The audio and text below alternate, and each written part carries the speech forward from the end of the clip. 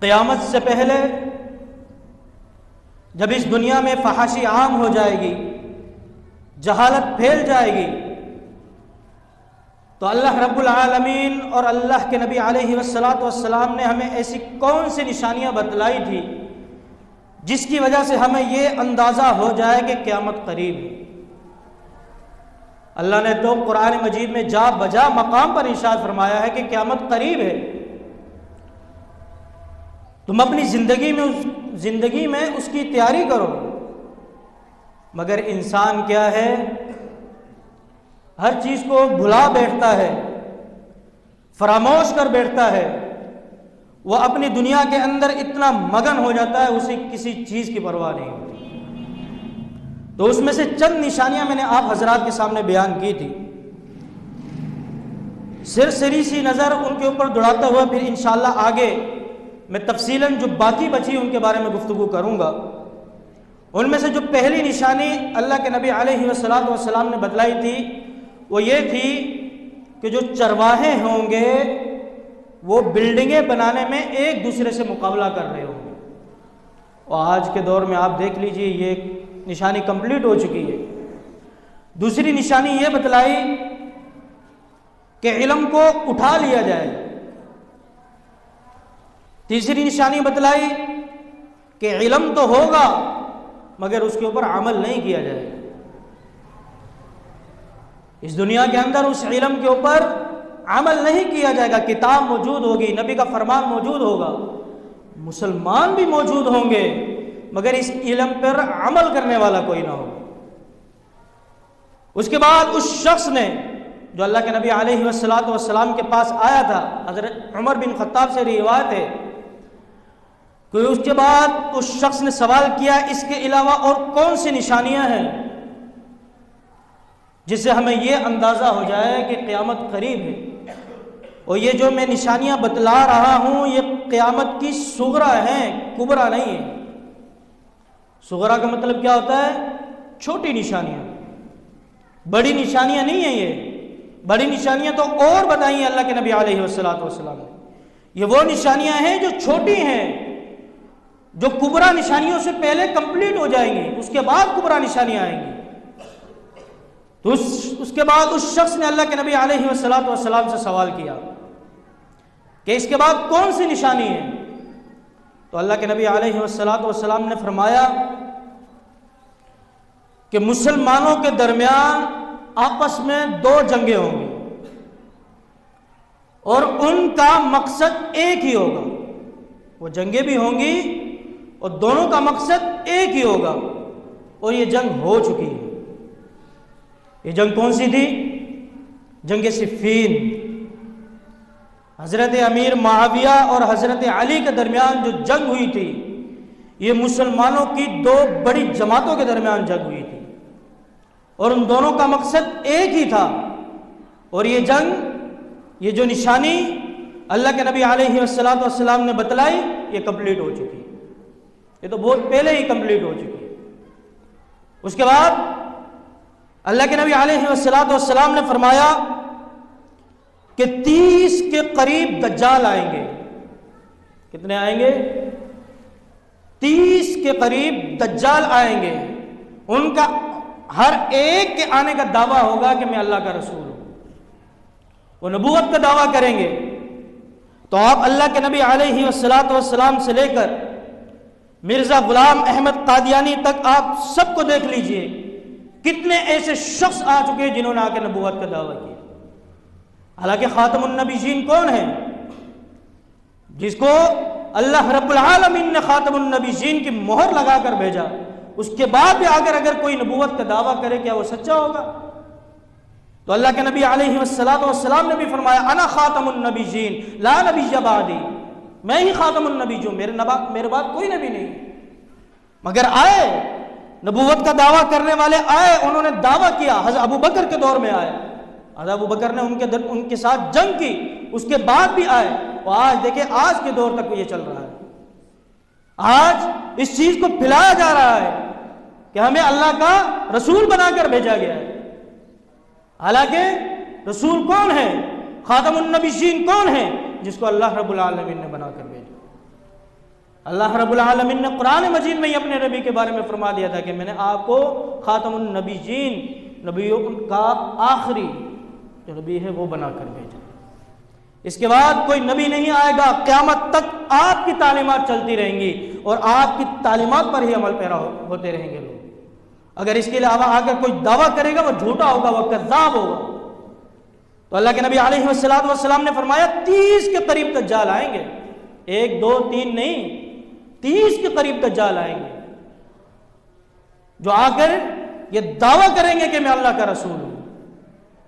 اس کے بعد اللہ کے نبی علیہ السلام نے فرمایا وقت کو متقارب کر دیا جائے گا۔ وقت متقارب، اس کا کیا مطلب ہے؟ وقت متقارب ہو جائے گا، اس کے علماء کرام نے 2 معنی بیان کیے۔ علماء کرام کہتے ہیں ایک تو وقت متقارب ہونے کا مطلب یہ ہے کہ انسان کو پتہ ہی نہیں چلے گا کہ سال کس طرح گزر رہا ہے، مہینے کس طرح گزر رہا ہے۔ جو سال ہوگا وہ مہینے کے برابر گزر رہا ہوگا، جو مہینے ہوں گے وہ دنوں کے برابر گزر رہے ہوں گے، اور جو دن ہوں گے وہ گھنٹوں کے حساب سے گزر رہے ہوں گے۔ انسان اتنا مصروف ہو جائے گا، اسے دن کا پتہ نہ ہوگا، مہینے کا پتہ نہ ہوگا، سالوں کا پتہ نہ ہوگا، اس کو یہ پتہ ہی نہیں چلے گا وقت کیسے گزر گیا، میرے زندگی کے لمحات کیسے گزر گئے، میں نے اپنی زندگی ساری اسی لمحے میں گزار دی، اسی دنیا میں گزار دی، مجھے تو کچھ پتہ ہی نہ چلا۔ ایک تو وقت متقارب کا یہ مطلب ہے کہ انسان کو محسوس ہی نہ ہوگا کہ وقت کس طرح گزر رہا ہے۔ دوسرا علماء کرام کہتے ہیں کہ اس کا مطلب یہ ہے کہ جو برائی سالوں میں پھیلا کرتی تھی اس مہینوں میں آ جائے گی، اور جو مہینوں میں پھیلا کرتی تھی وہ دنوں میں پھیلنا شروع ہو جائے گی، اور جو دنوں میں پھیلا کرتی تھی وہ گھنٹوں میں پھیلنا شروع ہو جائے گی۔ اگر آج کے دور کے اندر آپ دیکھیے، آپ کے اس معاشرے میں دیکھیے، اس ٹیکنالوجی نے کس طرح عام کر دیا برائی کو۔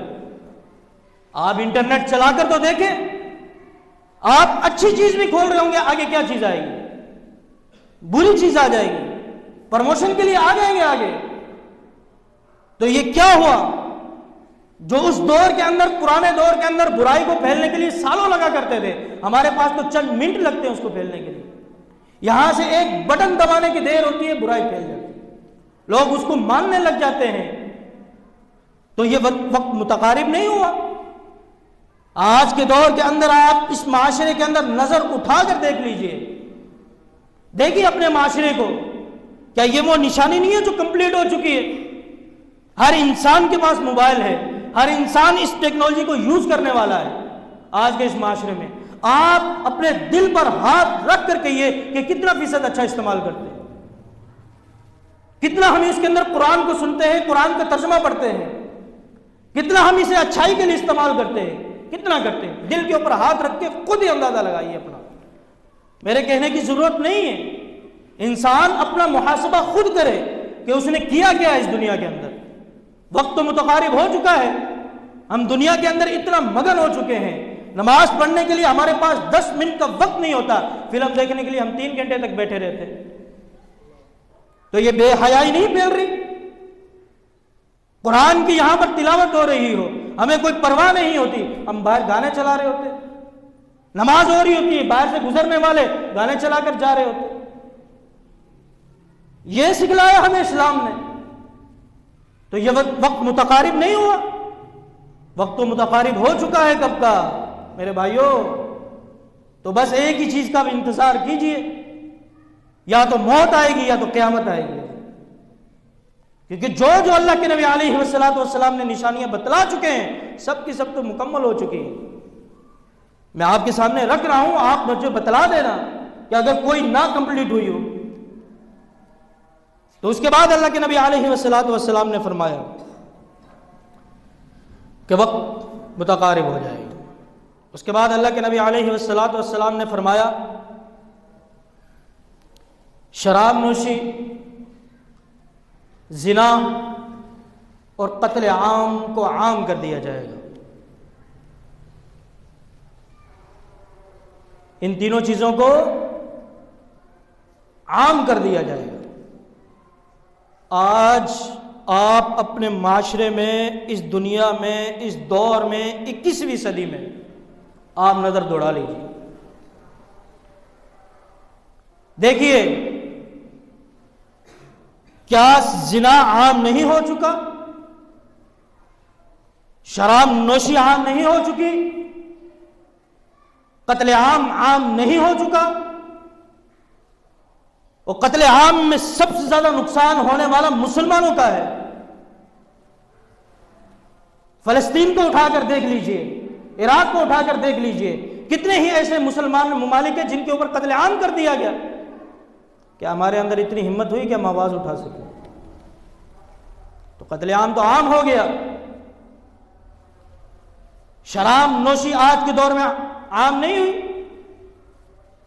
زنا عام نہیں ہوا۔ اللہ رب العالمین قرآن مجید میں کیا ارشاد فرماتے ہیں؟ وَلَا تَقْرَبُوا الزِّنَا إِنَّهُ كَانَ فَاحِشًا، یہ نہیں کہا زنا نہ کرنا۔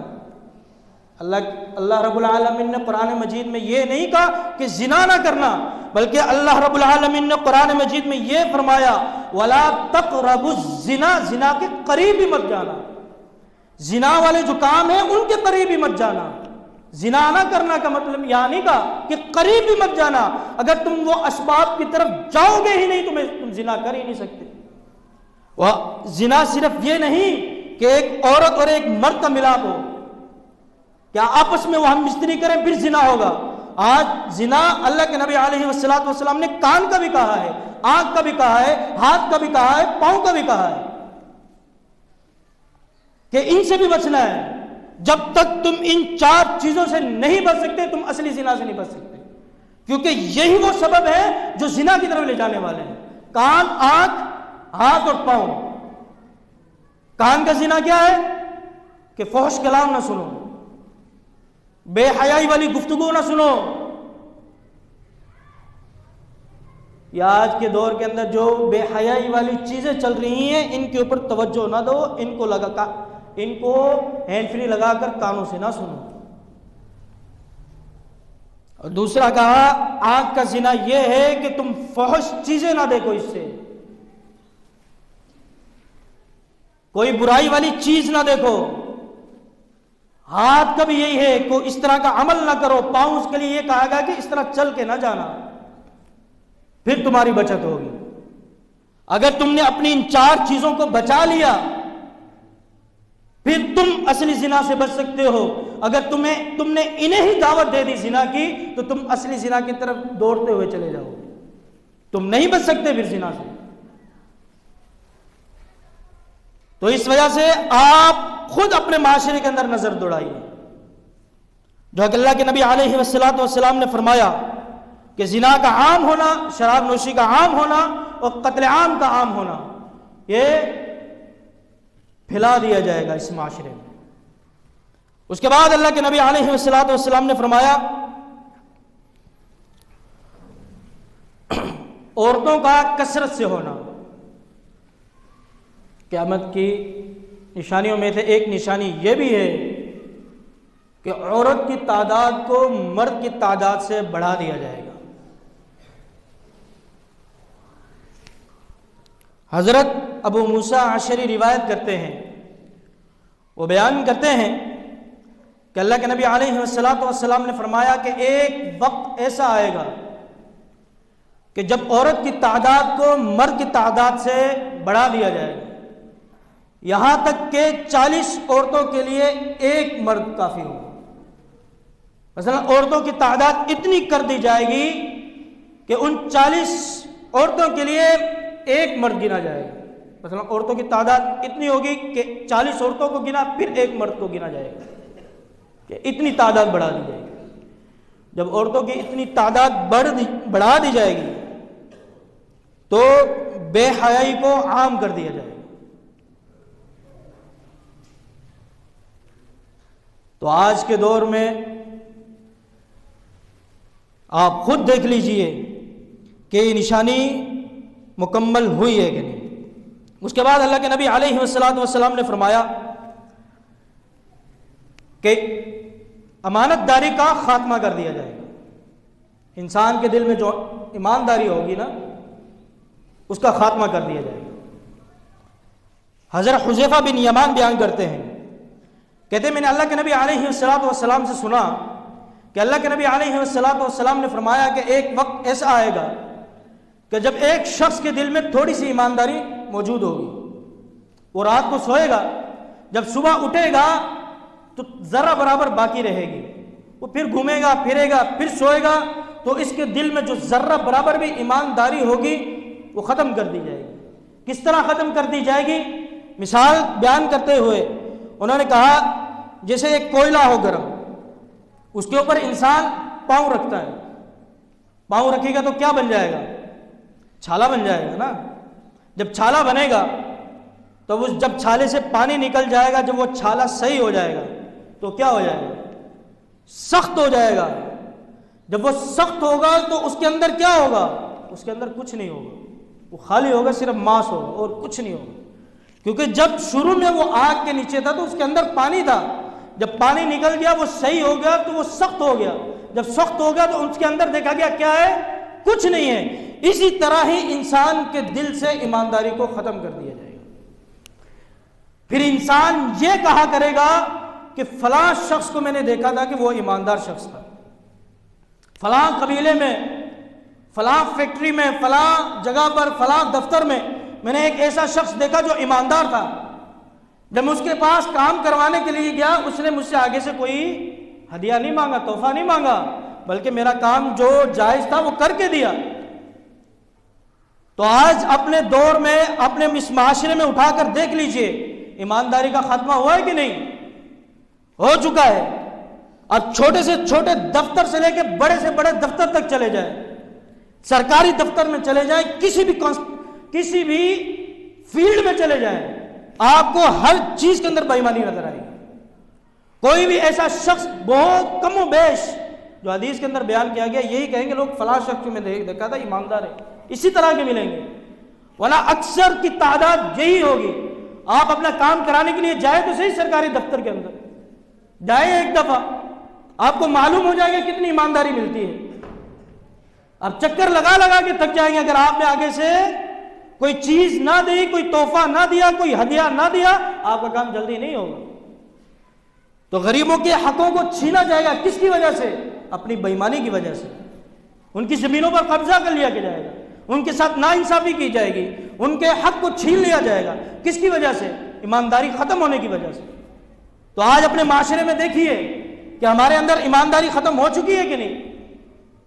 آج ہم حکمرانوں کو تو گالیاں دے رہے ہوتے ہیں کہ یہ ویسا ہے، یہ ویسا ہے، تو اللہ نے تو اصول بنا دیا ہے کہ جس طرح کی عوام ہوگی اس طرح کے حکمران لا کر تمہارے سروں پر مسلط کر دوں گا۔ اگر تم اچھے ہوگے، تم اخلاق سے چلنے والے ہوگے، تم ایمانداری سے چلنے والے ہوگے، تم ناپ تول میں کمی کرنے والے نہ ہوگے، تمہیں حکمران بھی تو عمر جیسے ملیں گے۔ اگر تم ناپ تول کے اندر کمی کرو گے، بے ایمانی کرو گے، ہر چیز کے اندر رشوت لینے والے بنو گے، پھر حکمران بھی کیسے ملیں گے؟ تو حکمران بھی تمہارے جیسے ملیں گے۔ تو اس کا سبب بھی تو یہی ہے۔ آج دیکھیے اپنے معاشرے کے اندر اٹھا کر دیکھ تو لیے، ہم گالیاں تو سب کو بکرے ہوتے ہیں، پہلے اپنا تو محاسبہ کر لیجئے، ہمارے اندر کتنا دم ہے، ہم ایمانداری ہمارے اندر کتنی پائی جاتی ہے، ہمارے اندر بے ایمانی بھی ہے کہ نہیں؟ ہر کوئی اپنا محاسبہ نہیں کرتا، دوسروں کے اوپر الزام لگا رہا ہوتا ہے۔ میرے محترم بھائی اور بزرگوں، ہر شخص نے اپنی قبر میں خود جانا ہے، کسی نے کسی کی قبر میں نہیں جانا۔ اپنا محاسبہ کیجئے، دوسروں کا محاسبہ نہ کیجئے۔ جب تک آپ اپنا محاسبہ کرنے والے نہیں بنیں گے آپ اپنے عملوں کو سدھار نہیں سکتے۔ تو اس وجہ سے سب سے پہلے اپنے محاسبہ کیجئے۔ تو اللہ کے نبی علیہ السلام نے فرمایا کہ قیامت کی نشانیوں میں سے ایک نشانی یہی بھی ہے کہ ایمانداری کا خاتمہ کر دیا جائے گا۔ اس کے بعد اللہ کے نبی علیہ السلام نے فرمایا کہ تم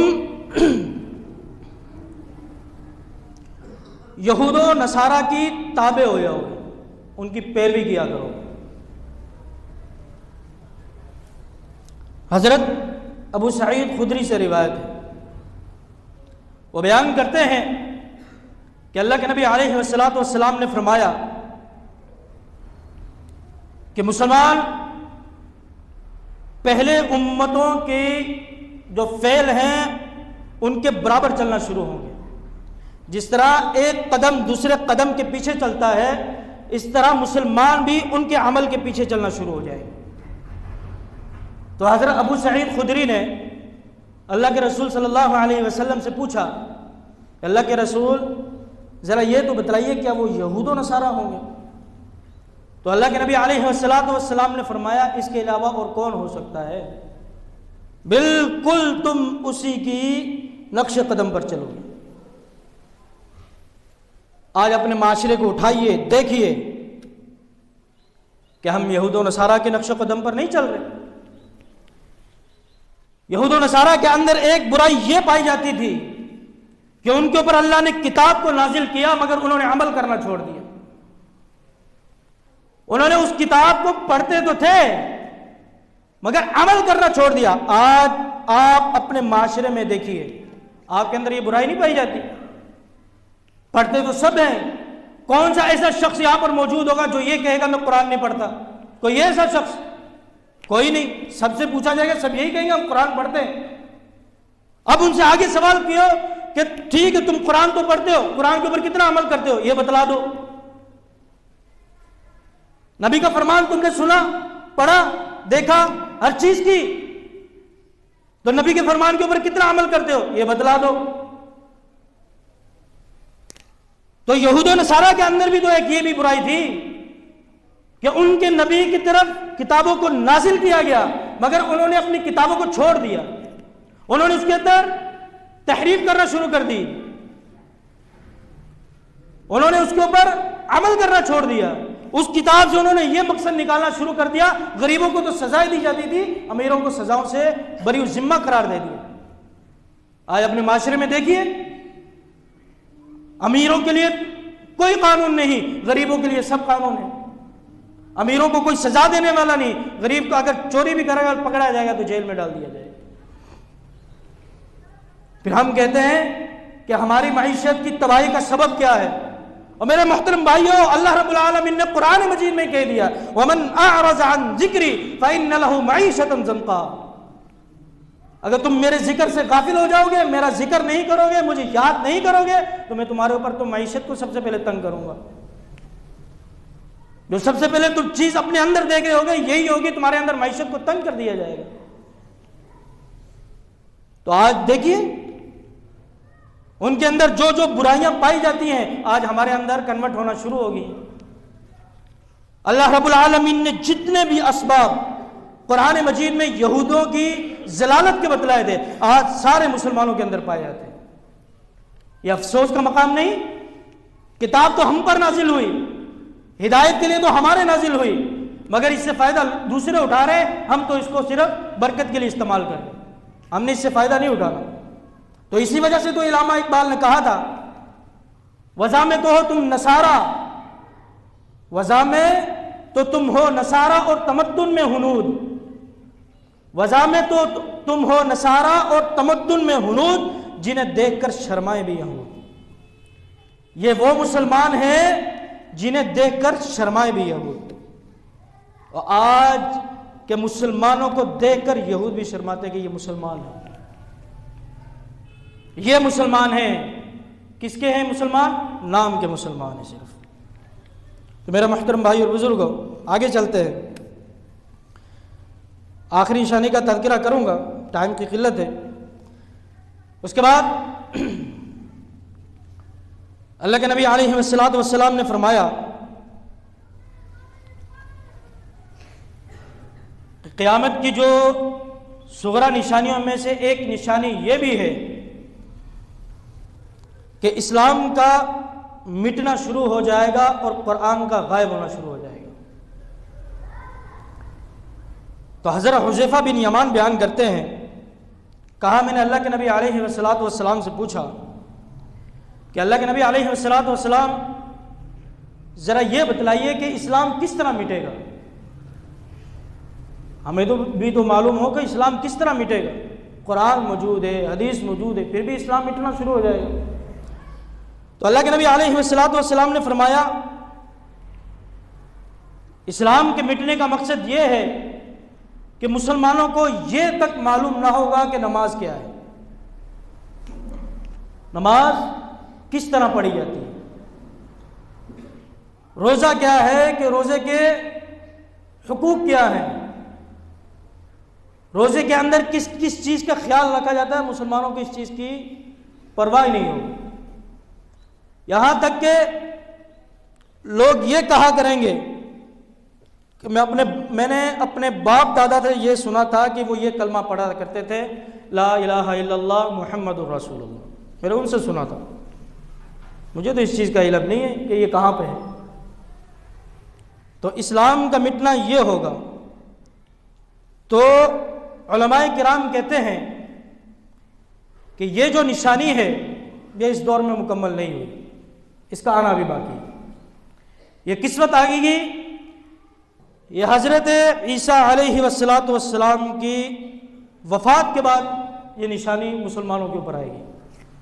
اس وقت کے مسلمانوں کی یہ حالت ہوگی کہ وہ قرآن کو کھول کے دیکھا ہی نہیں کریں گے، کہ وہ پڑھنا تو دور کی بات، ان کے درمیان واعظ ہی نہیں ہوں گے جو انہیں سمجھائیں گے۔ تو اس وقت یہ پایا جائے گا کہ ان کو نہ نماز کا پتہ ہوگا، نہ روزے کا، نہ حج کا، نہ زکوٰۃ کا، ارکان ایمان جتنے ہیں ان کا نہیں پتہ ہوگا۔ تو علماء کرام کہتے ہیں کہ یہ نشانی اس وقت مکمل ہوگی، ابھی اس دور کے اندر یہ نشانی مکمل نہیں ہوئی۔ تو میرے محترم بھائی اور بزرگوں، میں نے آپ حضرات کے سامنے 2 جمعوں میں جتنی بھی نشانیاں بیان کی، یہ صغرا نشانیاں تھیں، اور آپ خود اندازہ لگا لیجئے کہ ان میں سے کتنی ہیں جو مکمل ہو چکی ہیں۔ میرے خیال میں واحد آخری چھوڑ کے باقی سب تو مکمل ہو چکی ہیں۔ تو آپ سے صرف ایک ہی گزارش کرنا چاہوں گا کہ آپ اپنے اعمال کا محاسبہ کیجیے، اپنا محاسبہ کیجیے، اپنے نفس لوامہ کا محاسبہ کیجیے، جو اپنے اندر نفس لوامہ ہے اس کا محاسبہ کیجیے۔ جب تک آپ اپنے نفس کا محاسبہ نہیں کریں گے آپ راہ راست پر نہیں آ سکتے، آپ دوسروں کے اوپر ہی الزام تراشی کریں گے۔ تو جب انسان اپنا محاسبہ کرنا شروع کر دے گا تو خدا کی قسم انسان راہ راست پر آ جائے گا۔ تو اس وجہ سے اللہ رب العالمین نے بھی قرآن مجید میں بھی تو یہی فرمایا، لا اقسم بیوم القیامہ ولا اقسم بالنفس اللوامہ احسب الانسان ان لن نجمع عظاما۔ تو ہم اپنے تمہارے نفس لوامہ کی قسم کھائی، اللہ رب العالمین قیامت کی قسم کھائی کہ تمہیں ضرور بھی ضرور جمع کیا جائے گا قیامت کے دن، پھر تمہارے جو کچھ تم نے کیا ہوگا سب کچھ لا کر تمہارے سامنے رکھ دیا جائے گا۔ تو آپ خود اندازہ لگائیے کہ آپ کے اعمالوں کو جب آپ کے سامنے لا کر رکھ دیا جائے گا تو آپ کا ری ایکشن آگے سے کیا ہوگا، کیونکہ ظاہری بات ہے جب اچھے اعمال کیے ہوں گے تو ری ایکشن انسان کا کیا ہوتا ہے، اچھا ہوتا ہے، جب برے ہوں گے تو کیا ہوگا، منہ چھپا رہا ہوگا۔ تو ابھی بھی وقت ہے، ابھی بھی ٹائم ہے، ابھی بھی اس چیز کا وقت ہے کہ آپ توبہ کی طرف آ جائیے، مانگیے تو صحیح اس رب العالمین سے آ کر۔ اگر ابھی بھی توبہ کی طرف نہیں آتے اتنا سننے کے باوجود بھی، پھر تو صرف 2 چیزوں کا انتظار کیجئے، آپ کے سامنے حقیقت کھل کے سامنے آ جائے گی، ایک قیامت کا، دوسری موت کا، کیونکہ جب موت آئے گی پھر تو ہر چیز واضح ہو جائے گی۔ تو اس وجہ سے اپنے اعمال کا محاسبہ کیجئے، جب آپ اپنے اعمال کا محاسبہ کرنے لگ جائیں گے آپ راہ راست پر آنے لگ جائیں گے۔ میں اللہ رب العالمین سے دعا گو ہوں کہ اللہ رب العالمین جو کچھ سنایا اس کے اوپر عمل پیرا ہونے کی توفیق نصیب فرمایا، اور اللہ رب العالمین سے دعا ہے کہ اللہ رب العالمین ہمارا خاتمہ بالایمان پر فرمائے، خاتمہ بالسوء سے محفوظ فرمائے۔ وآخر دعوانا ان الحمد للہ رب العالمین۔